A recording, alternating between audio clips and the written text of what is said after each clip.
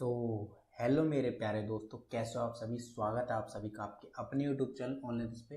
दोस्तों आज की वीडियो में हम आपके साथ में आपके 5th सेमेस्टर के यहाँ पर क्या लिखा है दोस्तों आपके, मैं अगर आपसे बात करूँ आपके पास में, मैं यहाँ पर एक वीडियो लेकर आया हूँ बहुत ही इंटरेस्टिंग। ये आपके 5th सेमेस्टर की इकोनॉमिक्स, यहाँ पर क्या लिखा हुआ है इकोनॉमिक्स की, जो कि आपकी इकोनॉमिक्स कौन सी है, economic develop growth and development. इसके आपके यूनिट फर्स्ट के इंपॉर्टेंट टॉपिक आज की इस वीडियो में हम डिस्कस करने वाले हैं कि कौन से आपके इंपॉर्टेंट टॉपिक रखे गए हैं और किन चीजों को आपको सबसे ज्यादा इस यूनिट में पढ़ना है और कौन कौन से इस यूनिट में इंपॉर्टेंट क्वेश्चन बन सकते हैं। आज की इस वीडियो में मैं कंप्लीट फर्स्ट यूनिट को कंप्लीट करा दूंगा, जिससे आपकी फर्स्ट यूनिट तैयार हो जाएगी। और फर्स्ट यूनिट में जो मैंने आपको थ्योरी में समझा दिया है, जो मैंने आपको पीडीएफ नोट दे दिया, आपको वो पीडीएफ नोट पढ़ने हैं। देन इसके बाद में आपको मिलेंगे 10 ईयर के प्रैक्टिस क्वेश्चन, जिन क्वेश्चन से बाहर आपका पेपर नहीं जाएगा, ये मेरी गारंटी है मेरे प्यारे दोस्तों।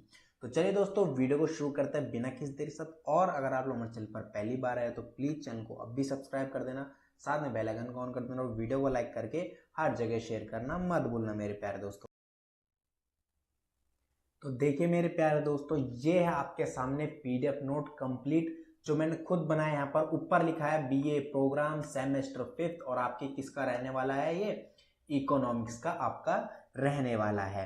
ओके मेरे प्यारे दोस्तों, और आपकी ये इकोनॉमिक्स कौन से यहाँ पर बता चाहता हूँ, आपकी इकोनॉमिक्स है डिसिप्लिन स्पेसिफिक इलेक्टिव डिसिप्लिन का आपका कोर्स है। और इस बार जो आपके 5th सेमेस्टर में आपके डिसिप्लिन में इकोनॉमिक्स रखी गई है, economic development and policy in India, ये आपकी इकोनॉमिक यहाँ पर रखी गई है। ठीक है, आपके टोटल 4 यूनिट इसके अंदर से निकलकर होते हैं तैयार, 4 यूनिट। और आज की इस वीडियो में मैं आपके साथ में आपकी फर्स्ट यूनिट आपको यहाँ पर डिस्कस करने वाला हूँ। ठीक है, बहुत मेहनत लगी है ये पीडीएफ बनाने में, काफी सारे बच्चों की डिमांड पर ही मैंने अपने खुद पीडीएफ नोट्स बनाए हैं। देन इसके बाद में आपको मिलेंगे 10 ईयर्स के सॉल्यूशन। यूनिट 1 के बारे में हम डिस्कस करने वाला है। यूनिट 1 में हमारे पास इकोनॉमिक ग्रोथ एंड डेवलपमेंट यहाँ पर दे रखी है। ठीक है, इसके अंदर हम क्या क्या चीजें आपकी इंपॉर्टेंट है वो चीजों के बारे में डिस्कस करने वाले हैं। ठीक है, चलिए मेरे प्यारे दोस्तों, तो सबसे पहला ही टॉपिक निकल कर आता है इसमें आर्थिक समृद्धि। आर्थिक समृद्धि से क्या आप लोग समझ सकते हो, इसकी इकोनॉमिक ग्रोथ, यानी हमारे देश या कोई भी पर्टिकुलर देश है उसका ग्रोथ कैसे हो सकती है। उसकी सबसे पहली ग्रोथ होती है आपकी आर्थिक समृद्धि से, यानी अगर वो इकोनॉमिकली स्टेबल है वो देश, तो वो देश बहुत ही अच्छा है, उसकी आर्थिक स्थिति बहुत ही ज्यादा अच्छी है। ओके मेरे प्यारे दोस्तों, यहाँ पर यही चीज यहाँ पर बोली गई है। ठीक है, अगर हम बात करें इसके बारे में, यहाँ पर इसके बात करते हैं हम, यहाँ पर क्या लिखा है ये इसमें पढ़ते हैं। बोला है आर्थिक विकास से तात्पर्य किसी द्वारा उत्पादित वस्तुएं और सेवाओं की मात्रा में वृद्धि से है। मतलब यहाँ पर थोड़ा टाइपिस्ट में मिस्टेक हो रखी है, मैं आपको समझा देता हूँ। मतलब यहाँ पर बोला है कि अर्थव्यवस्था में, कोई भी किसी भी देश की अर्थव्यवस्था है तो उसका आर्थिक विकास कब हो सकता है। विकास और समृद्धि दोनों एक वर्ड है, आप इन पे कंफ्यूज मत होना, मैं आपको सिर्फ समझा देता हूँ। भाई कोई अर्थव्यवस्था है तो उसके अंदर उसका आर्थिक विकास कब हो सकता है, जब उसके अंदर उत्पादित, क्या उस देश में उत्पादित वस्तुएं और सेवाओं की मात्रा में वृद्धि हो। बिल्कुल भाई, जैसे जैसे आपकी देश के अंदर, भाई हाँ कोई भी बिजनेसमैन है, हम बिजनेसमैन का एग्जांपल लेकर चलते हैं। यहाँ पर कोई बिजनेसमैन है, अगर वो अपने प्रोडक्ट बढ़ाएगा, क्या करा उसने, अपने प्रोडक्ट बढ़ा दिए, सेवाएं बढ़ा दी। तो जैसे जैसे वो प्रोडक्ट बढ़ाएगा, सेवाएं बढ़ाएगा, तो उसके डिमांड और सप्लाई भी तो बढ़ेगी ना, नहीं बढ़ेगी क्या, डिमांड और सप्लाई भी बढ़ेगी। अब जैसे जैसे डिमांड सप्लाई बढ़ेगी, उसके पास में पैसा आएगा, तो वो अपने आप में क्या करेगा, वो बिजनेसमैन ग्रोथ करेगा नहीं करेगा, उसके पास में प्रॉफिट आएगा नहीं आएगा, आएगा ना। वैसे हमारे देश को लेकर यहाँ पर बात करेगी कि जैसे जैसे उत्पादित वस्तु और सेवाओं की मात्रा बढ़ती चली जाएगी, वैसे वैसे देश हमारा विकास या समृद्धि करता चले जाएगा। ठीक है दोस्तों, देखिए यहाँ पर अगला लाइन क्या लिखी हुई है, आर्थिक वृद्धि का अर्थ वास्तविक राष्ट्रीय आय या राष्ट्रीय उत्पादन में वृद्धि। बिल्कुल भाई, राष्ट्रीय आय तो तब बढ़ेगी ना जब हमारा उत्पादन बढ़ेगा। भाई राष्ट्रीय आय, हमारा वास्तविक समृद्धि राष्ट्रीय आय के ऊपर डिपेंड करता है, प्रति व्यक्ति आय के ऊपर डिपेंड करता है, हमारा राष्ट्रीय उत्पाद के ऊपर डिपेंड करता है, या फिर सकल घरेलू उत्पाद यानी ग्रॉस डोमेस्टिक प्रोडक्ट के ऊपर भी डिपेंड करता है। जीएसटी के ऊपर भी, जीडीपी के ऊपर भी हमारा क्या करता है, डिपेंड करती है। क्या यहाँ पर जैसे जीडीपी एग्जांपल दे रखा है, जीडीपी के ऊपर भी हमारी आर्थिक समृद्धि डिपेंड करती है।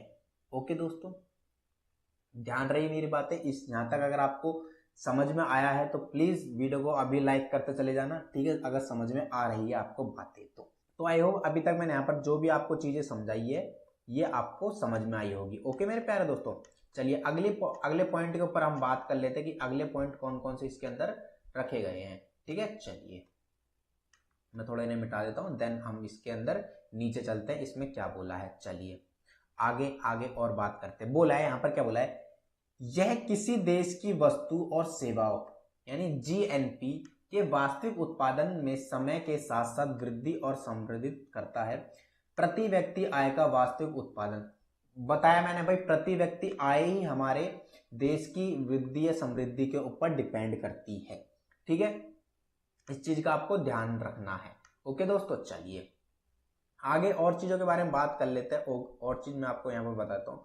क्या बोला है, आर्थिक विकास प्रकृति में एकल आयामी है क्योंकि यह केवल आय पर केंद्रित है। लोग, क्योंकि यहाँ पर देखो टाइपिस्ट मिस्टेक हो रही है, कोई दिक्कत नहीं, आपको सिर्फ समझने से मतलब है। यहाँ पर क्या बोला है, आर्थिक विकास, लोग क्या करते हैं भाई, एकल आयामी होते हैं।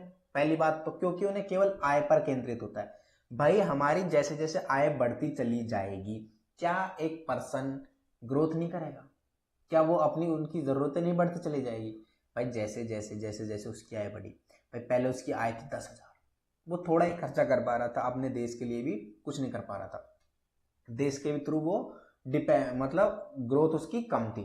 अब 10,000 से 20,000 होगी, 20,000 से 30,000 होगी, 30,000 से 40-50, ऐसे से उसकी ग्रोथ बढ़ती जा रही है। उसकी जैसे जैसे इनकम बढ़ती चली जाएगी, उसका क्या होगा, खर्चा भी बढ़ता चले जाएगा, प्लस सेविंग भी बढ़ती चली जाएगी।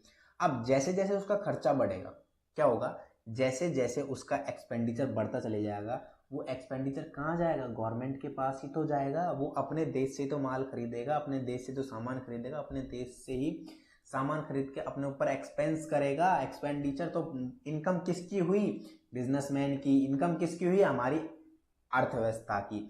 हमारी अर्थव्यवस्था में इनकम गई। समझ में आई मेरी बात दोस्तों?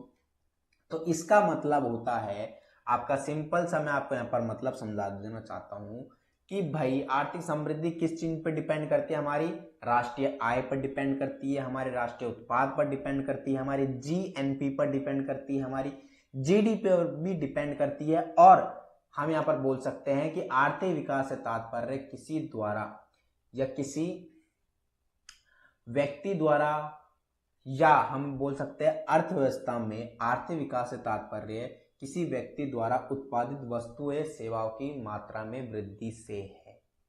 ठीक है, बाकी ये पॉइंट मैंने आपको बता दिए, एज इट इज आपको पढ़ लेना, कोई भी इसके अंदर अलग चीज नहीं रहने वाली है।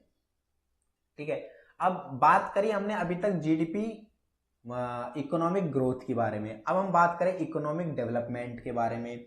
इकोनॉमिक डेवलपमेंट में क्या मतलब है, इसके बारे में अब हम समझ लेते हैं यहाँ पर। ठीक है, यहाँ पर क्या बोला है, आर्थिक विकास किसी अर्थव्यवस्था में मात्रात्मक और गुणात्मक परिवर्तन है। मात्रात्मक यानी हमारे अर्थव्यवस्था में मात्रा के अकॉर्डिंग उसमें जो परिवर्तन होगा, गुणात्मक यानी क्वांटिटी के अकॉर्डिंग जो परिवर्तन होगा वही हमारा क्या होगा, आर्थिक विकास होगा। जैसे एजुकेशन के, आप एजुकेशन सेक्टर में ही लो, एजुकेशन सेक्टर पहले बहुत पुअर था, अब धीरे धीरे क्या हो रहा, डिजिटलाइज हो गया पूरा एजुकेशन सेक्टर। आप लोग देख रहे हो डिजिटलाइज हो गया, तो हमारे क्या हो रहा है, आर्थिक विकास हो रहा है। क्या हो रहा है, आर्थिक विकास हो रहा है। क्या हो रहा है, आर्थिक विकास हो रहा है। ठीक है मेरे प्यारे दोस्तों, ऐसे आपको इन चीजों को, इकोनॉमिक है रिलेट करने वाली, आपको अपनी लाइफ से रिलेट करनी पड़ेगी, तब जाकर आपको इकोनॉमिक समझ में आने वाली है। ठीक है, अगली लाइन क्या बोली, अगली यहाँ पर से पढ़िए, ये वाली लाइन पढ़िए। क्या बोला है, आर्थिक विकास का तात्पर्य गरीबी बेरोजगारी को कम करना और समाप्त करना है, और बढ़ती अर्थव्यवस्था के संदर्भ में असमानता है। बिल्कुल मैंने वही बात बोली है अभी यहाँ पर कि भाई एक व्यक्ति है, जैसे जैसे उसकी इनकम बढ़ेगी वो ग्रोथ करेगा अपने आप में, वो अपने आप में ग्रोथ करेगा, तो वो गरीब से अमीर हो जाएगा। वो अमीर हो रहा है, 10,000 से 20,000 होगी, 20,000 से 30,000 होगी, 40,000 होगी, तो ग्रोथ कर रहा है नहीं कर रहा है, वो ग्रोथ वहां पर कर रहा है। दूसरी बात है बेरोजगारी खत्म करना। बिल्कुल भाई, अभी क्या हो रहा है, कंपटीशन इतना ज्यादा बढ़ा हुआ है मार्केट में, जो लोग बच्चे ना सरकारी नौकरी के पीछे भाग गए। एक फॉर्म के लिए एक हर टाइम वैकेंसी, कोई भी मैं आपको अगर वैकेंसी बताऊं तो वहां पर कोई वैकेंसी कभी कभी आती है जिसमें 1600 वैकेंसी है, किसी में 1500 वैकेंसी, किसी में 7000 वैकेंसी आ रही है। लेकिन उसी वैकेंसीज के अंदर बच्चों के फॉर्म कितने जाते हैं, 25 लाख, 30 लाख, 12 लाख, ऐसे ऐसे फॉर्म जाते हैं। यानी बेरोजगारी, आप लोग देखो लोगों की बेरोजगारी कितनी है, कितने सारे लोग हमारे पास में अभी भी बेरोजगार है। तो जब तक ये बेरोजगारी खत्म नहीं होगी तब तक आर्थिक विकास नहीं हो सकता। ये बात आप लोग गांठ बांध लीजिए, ठीक है। बेरोजगारी खत्म नहीं होगी तो आर्थिक विकास भी नहीं होने वाला है, ठीक है। चलिए आगे इन और चीजों के बारे में बात कर लेते हैं, आगे और चीजों के बारे में बात कर लेते हैं। चलिए और पॉइंटों के बारे में बात कर लेते हैं। क्या बोला है, आर्थिक विकास का अर्थ है जीवन और रहन सहन की गुणवत्ता में सुधार। देखिए गुणवत्ता यानी क्वांटिटी, मैंने बताया ना, गुणात्मक मात्रक, ये मात्रात्मक यानी बेरोजगारी को कम करना, यानी बेरोजगारी यानी रोजगार देना, यानी मात्रा उसकी बढ़ा देना। गरीबी को कम करना यानी अमीरी बढ़ा देने, उसकी मात्रा में बढ़ा देना।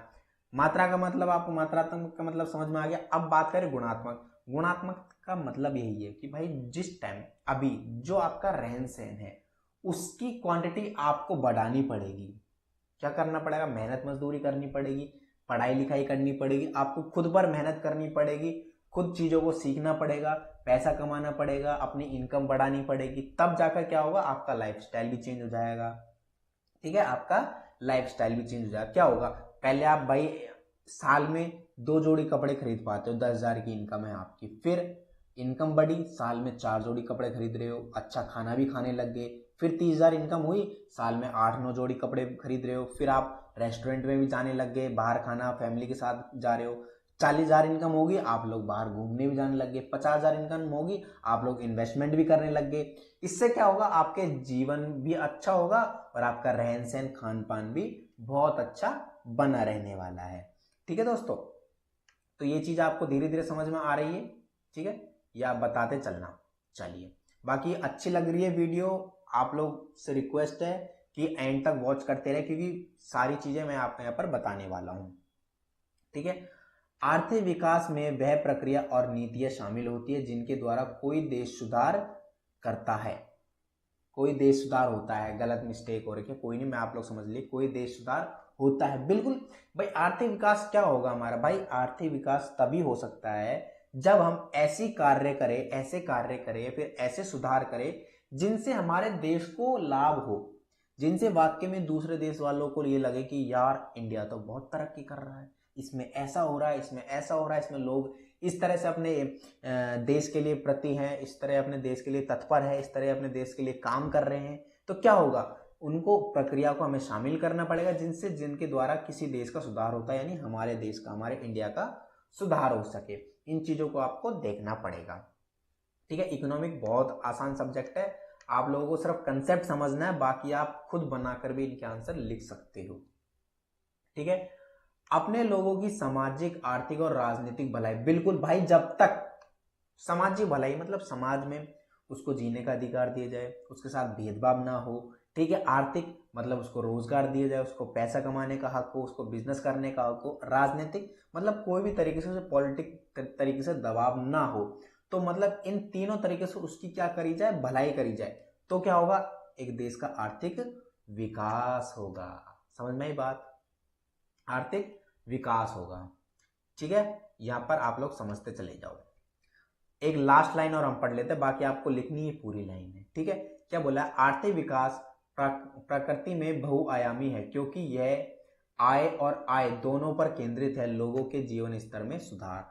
बिल्कुल सही बात है भाई। देखिए अगर बहुआयामी होता है आर्थिक विकास, भाई आप पर भी डिपेंड करता है, आपके आर्थिक, आपकी आय पर भी डिपेंड करता है, आपके आय दोनों चीजों पर डिपेंड करता है, आपके जीवन स्तर कैसा है ये इस पर भी डिपेंड करता है। एक व्यक्ति की आय, उसके खर्चे, उसका जीवन स्तर कैसा है, ये सब कुछ डिपेंड करता है आर्थिक विकास में। एक व्यक्ति, एक एक व्यक्ति से एक एक ग्रुप बनता है पूरा, ठीक है दोस्तों, एक एक व्यक्ति से एक एक ग्रुप बनता है और कई सारे ग्रुपों से एक राज्य बनता है और कई सारे राज्य से एक देश बनता है, ठीक है। और उसी देश के अंदर काफी सारे लोग रहते हैं, करोड़ों की जनसंख्या होती है और हर एक व्यक्ति का योगदान हमारे देश के आर्थिक विकास में सहायक होता है। ये बात आप लोग ध्यान में रखना। ओके दोस्तों, चलिए आगे और चीजों के बारे में बात कर लेते हैं। अब बात कर लेते हैं पूरा 8 से 9 मार्क्स का पक्का क्वेश्चन पूछा जाएगा। क्या कह रहा हूं, 8 से 7.5 मार्क्स का। क्या कह रहा हूं मैं यहां पर, 8 से आपका 7.5 मार्क्स का एक क्वेश्चन बनकर तैयार होगा पक्का। वो ये क्वेश्चन है, कौन सा, एक डिफरेंस जरूर पूछा जाएगा आपसे। आपको डिफरेंस पता होना चाहिए कि डिफरेंस क्या पता होना चाहिए कि आर्थिक समृद्धि और आर्थिक विकास में क्या फर्क होता है। ये फर्क आपको पता होना जरूरी है मेरे प्यारे दोस्तों, ठीक है।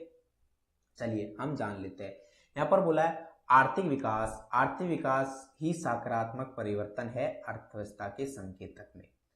यहाँ पर थोड़ी टाइपिंग मिस्टेक हो रही है, कोई दिक्कत नहीं है, मैं आपको समझाता हूँ। आर्थिक विकास ही सकारात्मक परिवर्तन है, मतलब क्या है भाई, आपके जीवन स्तर में एक अर्थव्यवस्था के अंदर अगर आप लोग पॉजिटिव चेंज लाते हो तो उसका मतलब है आपकी इकोनॉमिक ग्रोथ हो रही है, ठीक है। अब आर्थिक विकास मात्रात्मक और अर्थव्यवस्था में गुणात्मक परिवर्तन है। जैसे यहां पर आप लोगों ने समझा था, अभी मात्रात्मक और गुणात्मक समझा था, यानी किसी चीज की मात्रा को बढ़ा देना। जैसे गरीबी की मात्रा को हमें कम करना है हर समय, बेरोजगारी की मात्रा को हमें हर समय कम करना है, और हमें रोजगार की मात्रा को बढ़ाना है, जीवन में अच्छे स्तर को बढ़ाना है, उन लोगों को आय के सोर्स प्रोवाइड करवाने हैं, तो उसकी मात्रा में हमें बढ़ाना है।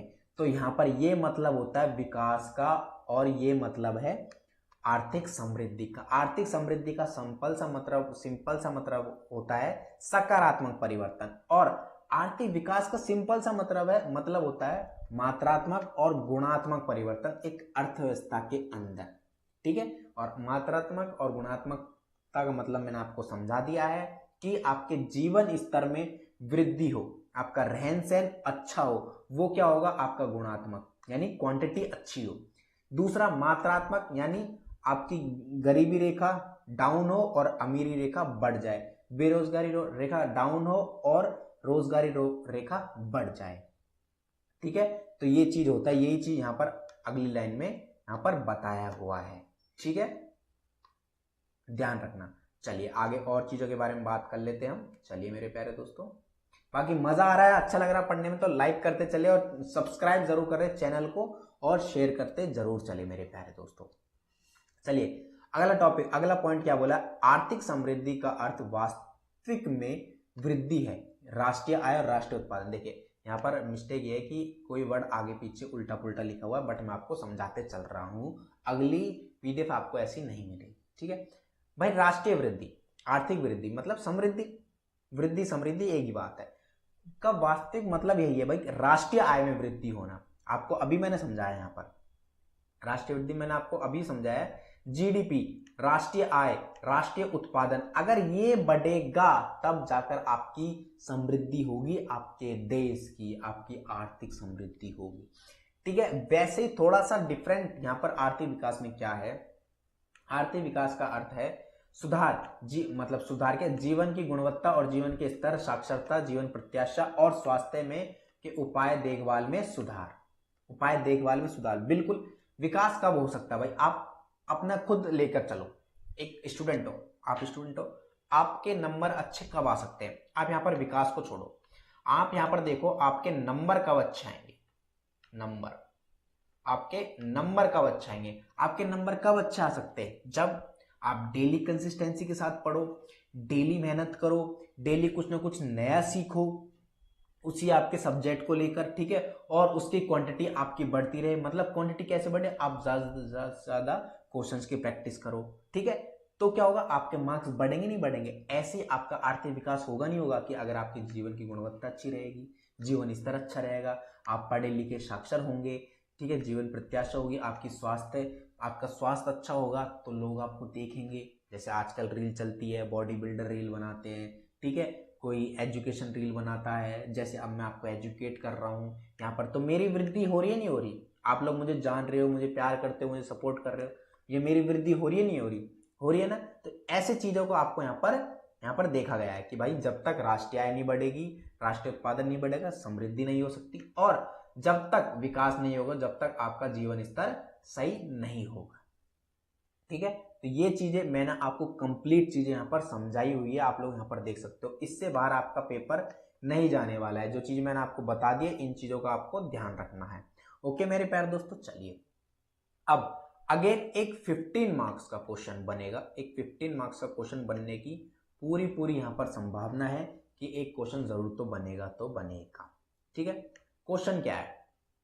क्वेश्चन है आर्थिक विकास को प्रभावित करने वाले कारक। बिल्कुल भाई, हमारा विकास कैसे प्रभावित होता है, विकास कैसे हो सकता है, क्या क्या रीजन है, वो इस चीज को यहाँ पर डिफाइन आपको करना है। ये आपका 15 मार्क्स का क्वेश्चन है, अभी कह रहा हूं 15 मार्क्स का क्वेश्चन है।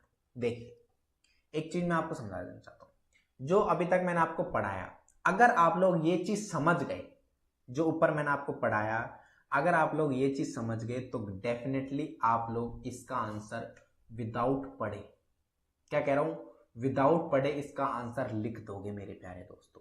समझ में मेरी बात दोस्तों? तो चलिए हम पढ़ते हैं, शुरू करते हैं। पहला साधन है आपका कौन सा? आपका पहला है प्राकृतिक संसाधन। बिल्कुल, आर्थिक विकास में भाई आपका तेल है, खनिज है, पेट्रोलियम है, आपका जल है, ऐसी चीजें ही तो आपका आर्थिक प्राकृतिक साधन बनती है, प्राकृतिक संसाधन बनती है। अगर मान लो ये सारी चीजें कम हो जाए आपके देश से, हमारे इंडिया से, अगर ये सारी चीजें कम हो जाए, जैसे जैसे अब आप लोग देखोगे कि एक ट्रेंड चलता हुआ आ रहा है, अब ज्यादातर टाटा मोटर्स भी क्या कर रहा है, टाटा वाले भी क्या कर रहे हैं, अब इलेक्ट्रॉनिक गाड़ियां लेकर आ रहे हैं, क्योंकि उन्हें पता है पॉल्यूशन होने लगा है, उन्हें पता है तेल हमारे देश में कम होता जा रहा है, तेल का उत्पादन हमारे देश में नहीं होता, क्योंकि ये प्राकृतिक चीज है, हमें प्रकृति से दान में मिली हुई है ये। ठीक है, प्राकृतिक चीज है, तो ये एक टाइम पर जरूर खत्म होगी नहीं होगी, तो हमारा देश का विकास रुकेगा नहीं रुकेगा? आप लोग खुद सोचो, रुकेगा नहीं रुकेगा?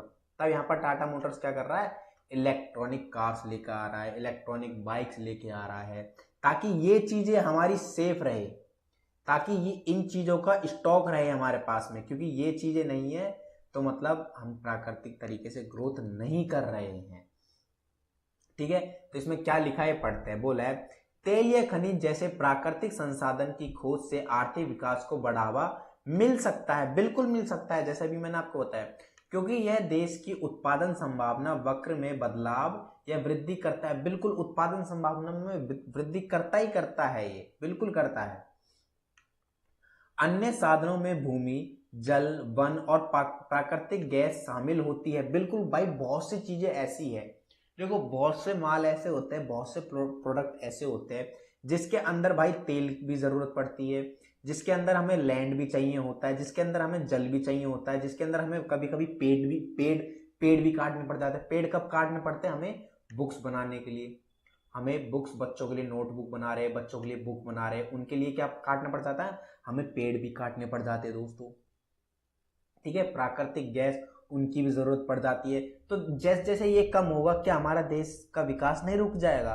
क्या हमारा देश विकासशील कहलाएगा, विकसित कहलाएगा? नहीं कहलाएगा दोस्तों, बिल्कुल नहीं कहलाएगा।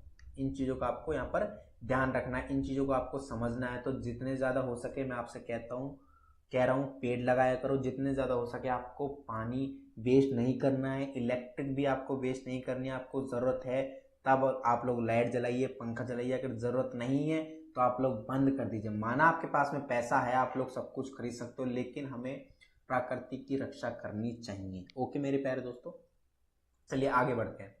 बोला वास्तविक रूप से किसी देश में प्राकृतिक संसाधनों की संख्या में वृद्धि करना असंभव नहीं तो कठिन अवश्य है। बिल्कुल भाई, हम प्राकृतिक संसाधन है, हम इनकी वृद्धि करना असंभव तो नहीं है, लेकिन कठिन भी बहुत है, बहुत कठिन है। क्योंकि जैसे कि आप लोग देखते हो आजकल घर बनाने के लिए भी लोग पेड़ काटने लगे, जंगल ही नहीं बचे हैं। जंगल ही नहीं बचे हैं तो क्या होगा? अगर भाई हम यहाँ पर 4 पेड़ काट रहे हैं ना एक दिन में, तो हमें 10 पेड़ लगाने भी चाहिए। ये बात ध्यान रखना। स्कूलों में छोटे छोटे बच्चों को ये चीज सिखाई जाती है, प्रकृति से जुड़े रहो। अगर आप लोग घर बनाने के लिए एक जगह पर 10 पेड़ लगे हैं 10, और आपने 10 पेड़ काट दिए ना, तो आपको 20 पेड़ लगाने पड़ेंगे कहीं ना कहीं। ये बात ध्यान रखना आप लोग, वरना ऑक्सीजन भी खत्म होगा दोस्तों। ये चीज तो आप लोग जानती हो कि ऑक्सीजन हमें पेड़ पौधों से मिलता है, ठीक है। हम लोग कार्बन डाइऑक्साइड छोड़ते हैं और ऑक्सीजन लेते हैं, ठीक है। आगे बढ़िए, आगे क्या बोला है? देशों को दुर्लभ प्राकृतिक संसाधनों की कमी से बचने के लिए आपूर्ति और मांग को संतुलित करने का ध्यान रखना चाहिए। बेहतर भूमि प्रबंधन से भूमि की गुणवत्ता में सुधार हो सकता है और आर्थिक विकास में योगदान हो सकता है। बहुत ही बेहतरीन बात कही गई है यहाँ पर देखिए, बहुत ही बेहतरीन बात कही गई है। क्या बोला है? बेहतर भूमि प्रबंधन से भूमि की गुणवत्ता में सुधार हो सकता है। यानी भाई अगर कोई सोचता है कि यार ये भूमि तो बंजर है, ये भूमि तो बंजर जमीन है, यहाँ पर कहाँ हमारा घर टिक पाएगा, या यहाँ पर कहाँ हमारी खेती हो पाएगी, लेकिन यहाँ पर बोला क्या गया है कि भाई उस चीज को नकारते हुए आपको उस भूमि को, जो आपने लैंड ऑलरेडी ले रखी है या ऑलरेडी आप उसे यूज कर रहे हो, उसकी क्वांटिटी में सुधार करना चाहिए। आपको उसकी क्वांटिटी में सुधार करना चाहिए, जिससे आर्थिक योगदान भी बना रहेगा और बाकी भूमियों के लिए पेड़ भी नहीं काटने पड़ेंगे। समझ में आई बात? तो ऐसे आपको बिल्कुल डीप पढ़ना पड़ेगा हर चीज के लिए, और अपने देश के लिए योगदान करना पड़ेगा। जैसे यहाँ पर एक एग्जाम्पल दिया हुआ है, एग्जाम्पल देखिए, एग्जाम्पल भी लिया है। उदाहरण के लिए सऊदी अरब की अर्थव्यवस्था ऐतिहासिक रूप से उनके तेल भंडार पर निर्भर रही है। बिल्कुल आप लोग जानते हो दुबई, यूनाइटेड अरब अमीरात, दुबई क्यों इतना पैसे वाला है? बिकॉज तेल का उत्पादन करते हैं वो लोग, ठीक है। तेल की खदानें हैं उनके पास में, इसलिए दुबई इतना अमीर है, ठीक है। क्यों है? क्योंकि वो उनकी गुणवत्ता को बढ़ा रहे हैं। बचत तो वो भी करते हैं, ठीक है। सेविंग दोस्तों, सेविंग तो आजकल हर कोई करता है, ठीक है। सेविंग आजकल हर कोई करता है, लेकिन बहुत से लोग क्वांटिटी बढ़ाते हैं, क्योंकि जैसे जैसे क्वांटिटी बढ़ेगी आपकी सेविंग भी बढ़ती चली जाएगी। ध्यान रखना इस बात का, ठीक है। चलिए, ये एक पॉइंट कंप्लीट हुआ। देख लो मैं आपको कितनी लगन और मेहनत से, बहुत ईमानदारी से पूरी चीजें पढ़ा रहा हूं। तो आप लोगों से रिक्वेस्ट है, पूरी ईमानदारी से वीडियो को लाइक करते चलना, पूरी ईमानदारी से शेयर करते चलना, क्योंकि बहुत टाइम लगता है, छोटी मोटी चीज नहीं है दोस्तों ये, ठीक है। ध्यान रखना। अगला है भौतिक पूंजी या अवसंरचना। इसके बारे में जान लेते हैं। क्या बोला है? भौतिक पूंजी जैसे कारखाने, मशीनरी और सड़कों में निवेश में वृद्धि से आर्थिक गतिविधियों की लागत कम होगी। हाँ, बिल्कुल सही बात है भाई। कोई कारखाना है, आप क्या सोचते हो यार ये कारखाना पुराना हो गया, नया डालते हैं, नया ऑफिस खरीदते हैं। वही बात, ऑफिस बनाने के लिए चेयर चाहिए, ठीक है, लाइट चाहिए। देखो बिजली का उत्पादन वहां पर कम होगा, फिर वही वाली बात, बिजली आपकी वहां पर लगेगी। चेयर बनाने के लिए लकड़ियां जाएगी, गद्दे जाएंगे, बहुत सारी चीजें आपको वहां पर इन्वेस्ट करनी पड़ेगी एक आपका कारखाना खोलने के लिए, आपको नया ऑफिस बनाने के लिए।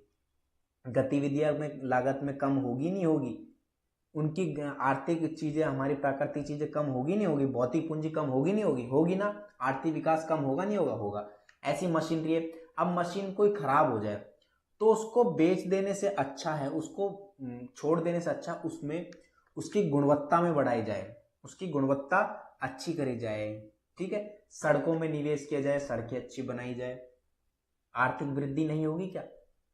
आर्थिक वृद्धि भाई, कितनी अच्छी सड़क है, लोग चलेंगे, बाहर से लोग घूमने आते हैं, टूरिस्ट आता है। क्या हमारे देश में अभी इंडिया में टूरिस्ट नहीं आते? काफी जगह आते हैं, दिल्ली में आते हैं, जयपुर में आते हैं, ठीक है, काफी जगह टूरिस्ट आते हैं। क्यों? क्योंकि हमारे देश में इंफ्रास्ट्रक्चर ही इतना अच्छा है। काफी जगह तो सड़कें ऐसी टूटी पड़ी, लेकिन काफी जगह सड़कें आए हाय मक्खन जैसी होती है, बिल्कुल, ठीक है। ऐसी चीजों पर आपको निवेश करना है। तो निवेश करोगे तो क्या होगा? हमारी आर्थिक गतिविधियों की लागत में कमी आएगी। बिल्कुल हमें इन चीजों पर ज़्यादा मेहनत नहीं करनी पड़ेगी, सिंपल सी बात है।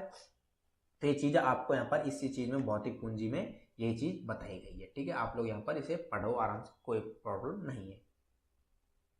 बहुत ही इंपॉर्टेंट पॉइंट है जनसंख्या या श्रम। देखो ये आपको 3 नंबर में, 2 नंबर में, ऑप्शनल्स में सिर्फ एक इसको मतलब इस पर टिप्पणी कीजिए, एक पैराग्राफ में लिखा भी जा सकता है। तो मैं आपको शॉर्ट में समझा रहा हूँ, बाकी समझ में आपको आ जाएगा।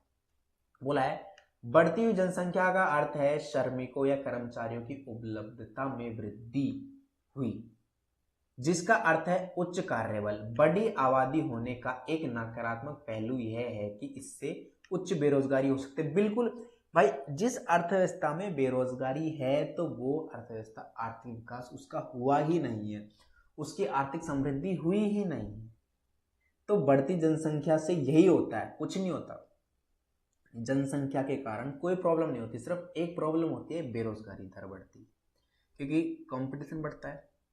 बच्चे आते हैं, हर साल नए बच्चे आते हैं, हर साल 25 लाख फॉर्म भरते हैं, 12 लाख फॉर्म भरते हैं, हर एक चीज़ में कंपटीशन बढ़ता जा रहा है। आप लोग देखोगे यूट्यूब पर भी एक ही चीज़ को समझाने के लिए, अब जैसे मैं आपको यहाँ पर पढ़ा रहा हूँ, तो जो मेरी ये लाइन है आप लोगों के लिए यूट्यूब पर, इसी लाइन में आपको काफ़ी सारे लोग मिल जाएंगे यूट्यूब पर ही, काफ़ी सारे लोग मिल जाएंगे यूट्यूब पर। तो आप लोग देखोगे एक चीज़ के पीछे लोग कितने ज़्यादा एक्टिव है, कितने ज़्यादा उस एक ही चीज़ के पीछे क्या है, कंपटीशन है दोस्तों।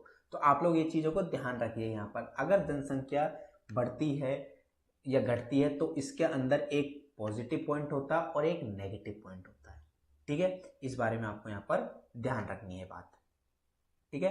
बात समझ में आई? तीसरा पॉइंट समझ में आया? मानव पूंजी। मानव पूंजी भी बहुत बड़ा योगदान देती है आर्थिक विकास में। कैसे? एक लाइन में पढ़कर समाप्त करते हैं इसको। मानव पूंजी में निवेश में वृद्धि में श्रम शक्ति की गुणवत्ता में सुधार हो सकता है।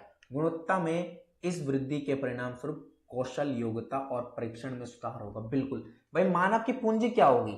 भाई कोई मानव है, उसकी अपनी पूंजी क्या होती है भाई? उसको किसी चीज के बारे में कितनी नॉलेज है, यानी कुशलता, उसको उस चीज को अचीव करने के लिए भाई कितनी उसके अंदर योग्यता है, या फिर कितना उसने ट्रेनिंग ली है, तो वो अपने आप में पूंजी कर रहा है। मानव पूंजी का ये मतलब नहीं पैसा बस, ये नहीं। मानव के मतलब कि मानव कितना विकसित है, खुद एक मानव कितना विकसित है, मानव ने खुद ने अपने ऊपर कितना निवेश किया है, ठीक है, कि खुद ने अपने ऊपर कितना निवेश किया है। तो यहाँ पर इस मानव पूंजी का वो मतलब है, क्योंकि अगर एक मानव खुद भी अगर कौशल होगा, योग्यतापूर्ण होगा किसी भी फील्ड में, किसी भी चीज में, तो क्या होगी, उसकी श्रम शक्ति की गुणवत्ता में सुधार आएगा।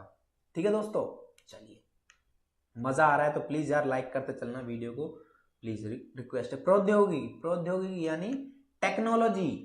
सिंपल सी बात है, टेक्नोलॉजी अगर अच्छी होगी हमारे देश की तो काफी सारे बाहर से लोग हमारे को क्या होंगे, हमें कस्टमर मिला करेंगे किसी भी चीज को लेकर। लाइक जैसे कोई भी प्रॉब्लम आती है, कोई लैपटॉप की प्रॉब्लम होती है, लैपटॉप में हमारे देश से अच्छा मान लो किसी को सॉफ्टवेयर अपडेट करना नहीं आता, ये सॉफ्टवेयर डालना नहीं आता हमारे देश से बाहर, अच्छा तो लोग क्या करेंगे, बाहर के लोग क्या करेंगे, हमारे पास ही तो आएंगे, हमारे देश में तो आएंगे कि नहीं यार इंडिया वालों के पास चलते हैं, वहां पर उनकी टेक्नोलॉजी बहुत अच्छी है, वो बहुत अच्छे प्रोडक्ट प्रोड्यूस करते हैं, है ना। तो क्या होगा, बाहर से हमारे देश की आर्थिक वृद्धि होगी नहीं होगी, आर्थिक समृद्धि होगी नहीं होगी, आर्थिक विकास बढ़ेगा नहीं बढ़ेगा? बिल्कुल बढ़ेगा, अगर हमारी टेक्नोलॉजी अच्छी होगी तो।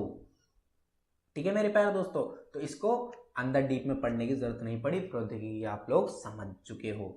कानून, बिल्कुल भाई, कानून व्यवस्था भी बहुत ज्यादा इंपॉर्टेंट है। किसी के साथ कहीं गलत तो नहीं हो रहा है, अगर गलत हो रहा है तो उस पर उसको सही टाइम पर एक्शन मिल रहा है, न्याय मिल रहा है, नहीं मिल रहा है, ये चीजें भी, ये एक ढांचा है कानून का ढांचा। अगर कानून का ढांचा नहीं रहेगा तो हमारी आर्थिक अर्थव्यवस्था पूरी तरीके से बिगड़ बिगड़ जाएगी। ठीक है, बहुत जगह दंगे फसाद होंगे, जिससे क्या होगा, महंगाई बढ़ेगी, बेरोजगारी आएगी, ठीक है, खून खराबे होंगे। तो इन चीजों को रखने के लिए क्या बनाया गया, कानून बनाए गए, काफी सारे लॉज बनाए गए हैं। तो इनको भी अगर हम ध्यान में रखेंगे, इनका पालन करेंगे, तो हमारा आर्थिक विकास होना निश्चित है मेरे प्यारे दोस्तों। ठीक है, वीडियो यहाँ तक पसंद आ रही है तो प्लीज वीडियो को लाइक करते चलना दोस्तों। वीडियो बढ़िया, क्योंकि एक ही वीडियो में सारी पूरी कंप्लीट यूनिट मैं आपको कंप्लीट करने वाला हूँ, ताकि आपको दोबारा कोई वीडियो देखने की जरूरत ना पड़े या फिर कोई भी और वीडियो खोजने की जरूरत ही ना पड़े, क्योंकि आपने ये चीजें समझ ली तो आपका यूनिट फर्स्ट कंप्लीट। बाकी इससे रिलेटेड क्वेश्चन हम करेंगे। ठीक है, एक और क्वेश्चन आपका बनकर तैयार होगा, विकसित देशों की विशेषता क्या होती है। ये आप लोगों को सीधा पढ़ लेना है। अगर आप लोग ये समझ गए ना, ये 7 पॉइंट, ये 6 पॉइंट जो भी है, तो 100% आप ये 15 मार्क्स का क्वेश्चन पूछा जाता है, तो इसके अंदर आप 100% 13 से 14 मार्क्स लिया होगे। बाकी प्रेजेंटेशन के ऊपर भी मार्क्स डिपेंड करते हैं। ओके दोस्तों, ओके दोस्तों, समझ में आई बात। चलिए बात करते हैं, पहली पॉइंट बात करते हैं, क्या विकसित देशों में प्रति व्यक्ति आय अधिक होती है। प्रति व्यक्ति आय का क्या मतलब है, एक व्यक्ति की इनकम अधिक होती है। जैसे मैं एग्जांपल देता हूं यूएसए का, किसका दे रहा हूं, यूएसए। भाई डॉलरों में कमाते हैं पैसा। एक व्यक्ति वहां पर कम से कम एक व्यक्ति, अगर मंथ का अगर मैं ऑन एन एवरेज लेके चलूं तो हर एक व्यक्ति 70,000 से ज्यादा रुपए तो कमाता ही कमाता है। ऑन एन एवरेज बता रहा हूं 70,000।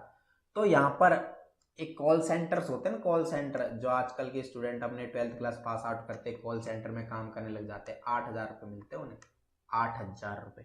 ठीक है, और फिर ज्यादा जो डेटा एंट्री ऑपरेटर होते हैं ना, उन्हें 10,000 रुपये दिए जाते हैं। कितने दिए जाते हैं, 10,000 रुपये। ठीक है, बाकी जो अकाउंटेंट होते हैं, जो फ्रेशर्स अकाउंटेंट होते हैं ना, उन्हें 15,000 रुपये दिए जाते हैं। आप लोग देखो, क्या प्रति व्यक्ति आय अच्छी है, बिल्कुल नहीं है।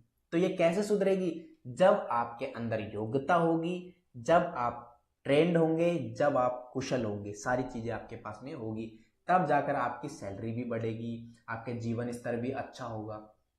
ठीक है, ये सारी चीजें आपको यहाँ पर समझ में आ गई होगी। ठीक है मेरे प्यारे दोस्तों, अगला पॉइंट क्या बोला, विकसित देशों में आमतौर पर उच्च जीवन स्तर होता है। बिल्कुल, अमेरिका के लोग, कितनी अच्छी सोच होती है उनकी यार, कितने ज्यादा डेवलप होते हैं वो, आप लोग देख सकते हो। यूएसए में क्या लोगों की सोच अच्छी नहीं है, क्या हमारे देश में लोगों की सोच अच्छी नहीं है, बट काफी एरिया ऐसे हैं जहां पर लोगों की सोच अभी भी बहुत बेकार है, अभी भी हमारी बहन बेटियों के साथ में गलत होता आता है।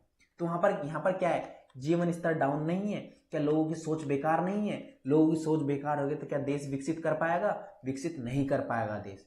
तो यहाँ पर ये चीज आपने समझी कि भाई अगर जीवन स्तर हमारा अच्छा नहीं है ना, क्या कह रहा हूं मैं, जीवन स्तर अगर हमारा अच्छा नहीं है तो हमारा आर्थिक विकास नहीं हो सकता है। ठीक है, अगला पॉइंट क्या बोला, विकसित देशों में अच्छी तरह से शिक्षित आबादी रहती है। बिल्कुल, शिक्षित आबादी ही तो बहुत सबसे बेस्ट होती है, शिक्षित आबादी। जहां पर शिक्षित आबादी है वहां पर शिक्षित सब कुछ होगा, आपकी सोच भी अच्छी मिलेगी। जैसे मैं बात करूं हमारे देश के अंदर केरल, बहुत अच्छा स्टेट, बहुत अच्छी सिटी है केरल, क्योंकि सारे लोग एजुकेटेड है। वहाँ के लोगों से आप लोग जाकर मिलो, बहुत एजुकेटेड लोग हैं। कौन से, केरल के लोग। ठीक है, विकसित देशों में जनसंख्या कम होती है। बिल्कुल, जनसंख्या कम होती है। हमारी जनसंख्या यहाँ पर इस टाइम कितनी हो गई आपको पता है, 140 करोड़ प्लस जनसंख्या है। तो इससे क्या होगा, बेरोजगारी नहीं बढ़ रही क्या, जनसंख्या जैसे जैसे बढ़ रही, बेरोजगारी नहीं बढ़ रही क्या। एक टाइम ऐसा आया जहां पर हमारा देश सबसे ज्यादा जनसंख्या वाला देश होगा और हमारी जीडीपी भी बहुत अच्छी होगी। लेकिन उस टाइम पर वो दिन, अच्छे दिन आने वाले, टेंशन मत लो। ठीक है, चलिए आगे बात करते हैं। 2 पॉइंट और रह गए, देन हमारे पीडीएफ खत्म। बोला है विकासशील देशों की तुलना में विकसित देशों में बेरोजगारी दर कम होती है। देखिए एक चीज यहां पर समझा, विकासशील और विकसित। विकासशील का मतलब है जो अभी डेवलपिंग है, यानी जो धीरे धीरे ग्रोथ कर रहे हैं, और विकसित देश का मतलब है जो डेफिनेटली ग्रोथ कर चुके हैं। ठीक है, जो ग्रोथ कर चुके हैं। तो यहां पर यही बोला कि जो विकासशील देश होते हैं उसमें क्या होता है, बेरोजगारी दर ज्यादा होती है विकसित देशों के अकॉर्डिंग। ठीक है, तो आपको मैं बता दूं, हमारा इंडिया कौन सा देश है, विकासशील देश है, विकसित नहीं, विकासशील देश है। ये बात ध्यान रखना आप लोग। ठीक है, कोई भी आपसे पूछे हमारा इंडिया कैसा देश है, विकासशील देश है, यानी धीरे धीरे इसका विकसित हो रहा है, धीरे धीरे लोग एजुकेटेड हो रहे हैं, धीरे धीरे लोग अपनी जीवन स्तर में वृद्धि कर रहे हैं। ठीक है, लास्ट पॉइंट, विकसित देशों में अक्सर स्थिर राजनीतिक व्यवस्था होती है। अब आप लोग राजनीतिक व्यवस्था से देख लो, राजनीतिक व्यवस्था भी बहुत ज़्यादा डिपेंड करती है हमारे विकसित या विकासशील देशों के बीच के अंतर में। ठीक है, अब देखिए यहां से आप लोगों को एक चीज समझा देता हूं। 15 मार्क्स का तो ये क्वेश्चन बना ही बना, ठीक है, विकसित देशों की विशेषता। लेकिन इन पॉइंटों के साथ में आप लोग 8.5 मार्क्स का, क्या कह रहा हूं, 8.5 मार्क्स का क्वेश्चन भी बन गया। क्या? विकसित और विकासशील देशों में अंतर। इन्हीं पॉइंटों को समझा देना, आपका आंसर बनकर तैयार हो जाएगा। ओके मेरे प्यारे दोस्तों। सो दोस्तों आई होप जो मैंने इसके अंदर मेहनत करी है, जो मैंने इसके अंदर एफर्ट डाले हैं, आपको पसंद आई होगी पीडीएफ। और इस पीडीएफ को जितना ज़्यादा हो सके शेयर करना, इस वीडियो को जितना ज़्यादा हो सके मेरे प्यारे दोस्तों शेयर करना। बहुत मेहनत लगी है पीडीएफ बनाने में, कंप्लीट मैंने आपके साथ में एक एक चीज़ें यहाँ पर पीडीएफ बनाई है।